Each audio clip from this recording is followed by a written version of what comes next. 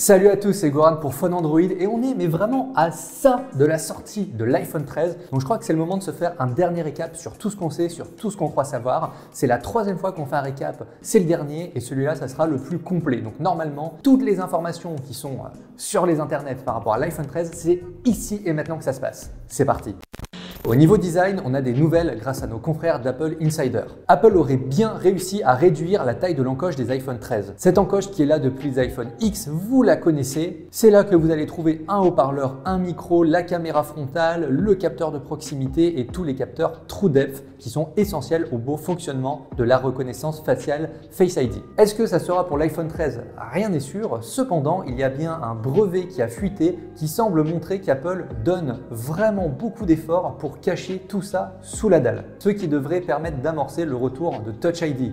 Magnifique. Côté coloris, un leak venant de la chaîne d'approvisionnement semble confirmer que cet iPhone 13 sera proposé en noir, argent, rose et couché de soleil. Cette information concorde avec d'autres fuites qui ont eu lieu un peu plus tôt dans l'année, donc on est plus ou moins sûr. Côté revêtement, l'iPhone 13 Pro et Pro Max devraient se distinguer de leurs prédécesseurs, les 12 Pro et 12 Pro Max. Ces derniers qui avaient un dos en verre se transformaient en cauchemar fait de traces de doigts bien sales, et pour l'iPhone 13 et 13 Pro Max, Apple aurait fait le choix d'un revêtement en acier inoxydable qui empêcherait tout simplement toute trace de doigt. Et ces changements devraient renforcer la couleur noire du coloris noir. On devrait avoir un noir plus noir que jamais. Côté écran, soyons francs, rien de bien nouveau sous les cocotiers. On reprend l'iPhone 12 et on recommence avec un écran de 6,1 pouces pour l'iPhone 13 et 13 Pro, 6,7 pouces pour l'iPhone 13 Pro Max et 5,4 pouces pour l'iPhone 13 mini. Oui, vous avez bien entendu, Apple va réitérer l'expérience avec les mini, mais ce qu'il faut que vous sachiez, c'est que autant le modèle 13 classique que 13 mini, les deux auront des écrans OLED 60 Hz. Pas plus. Et si je vous dis ça, c'est parce que le modèle 13 Pro et 13 Pro Max devraient avoir des écrans 120 Hz. Avec les iPhone 13 Pro et donc 13 Pro Max, bonne nouvelle, c'est bien Samsung qui va fournir les dalles. Ce seront donc des dalles OLED LTPO, des dalles technologiquement réputées pour savoir adapter la fréquence de l'écran avec brio selon les situations. Donc pour la batterie, c'est top. Et ça semble également se confirmer, grâce à cette technologie, Apple va enfin pouvoir proposer des écrans Always On sur sa nouvelle gamme. Vous connaissez cette fonction, ça va vous permettre d'afficher quelques informations avec vraiment une consommation de batterie moindre quand vous êtes en veille.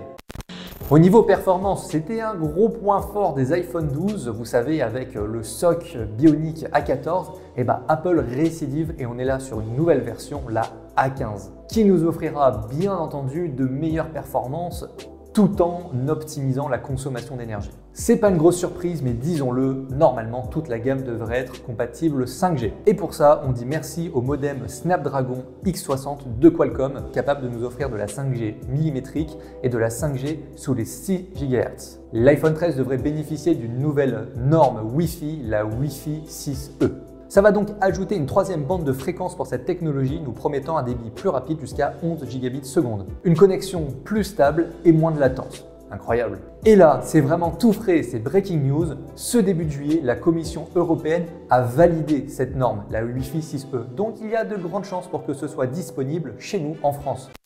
Côté stockage, rien de bien nouveau encore sous les cocotiers. On va pouvoir bénéficier de 4 Go de RAM pour les modèles mini et classiques et 6 Go de RAM pour Pro et Pro Max. Rappelez-vous, lors de notre dernier dossier, on vous aviez dit qu'on avait quand même un peu l'espoir de voir des iPhones avec 1 Tera de stockage. Malheureusement, ça ne sera pas pour l'iPhone 13. On va devoir rester dans ce qu'on connaît, c'est-à-dire maximum 512 Go, ce qui est déjà pas si mal.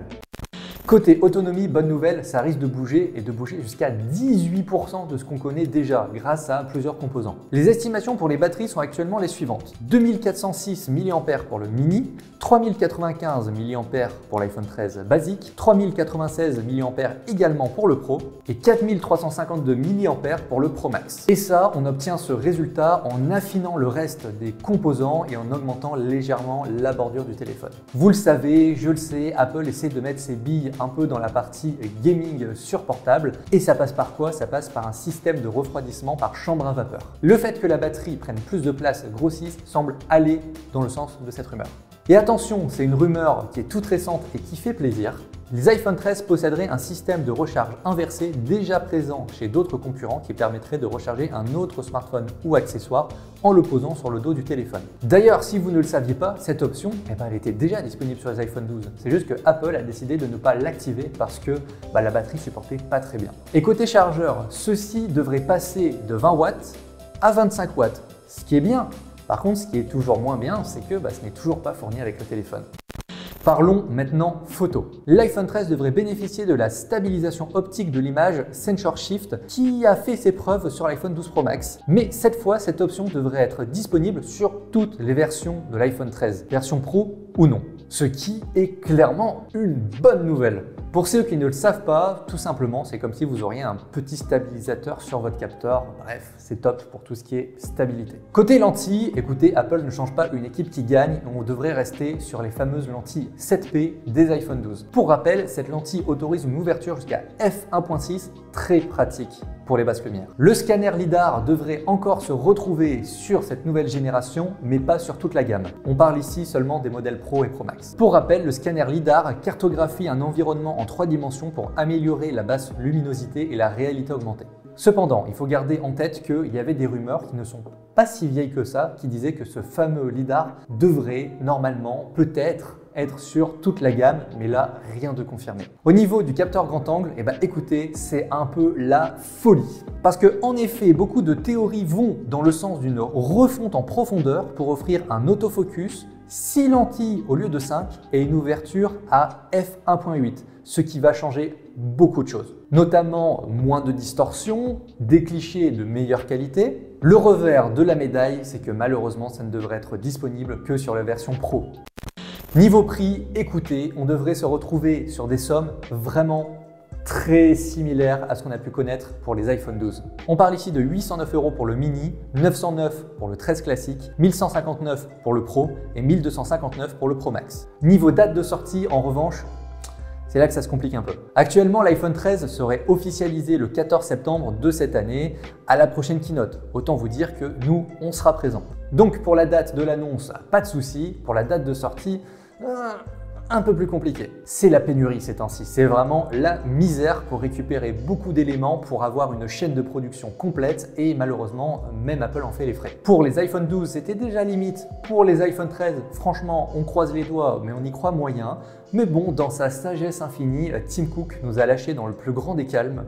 La majorité des contraintes que nous subissons sont les mêmes que celles des autres constructeurs. Selon lui, la situation d'Apple serait moins grave que les autres concurrents, mais il devrait quand même être impacté. Donc, iPhone 13, retardé ou pas retardé? Écoutez, c'est notre avis personnel. Franchement, on pense que oui. Il ne faut pas oublier qu'on est actuellement dans une période de crise inédite. Donc, en théorie, on devrait avoir l'annonce officielle le 14 septembre pour ensuite pouvoir les précommander le 17 pour éventuellement les prendre en magasin le 24. À prendre avec des pincettes, bien évidemment. Là, rien à inventer. Ça nous fait quand même un joli tableau de ce que va être les iPhone 13. Dans tout ce tas d'informations, il y a des choses qui seront probablement fausses, mais je pense que la majorité, on est quand même dans le bon.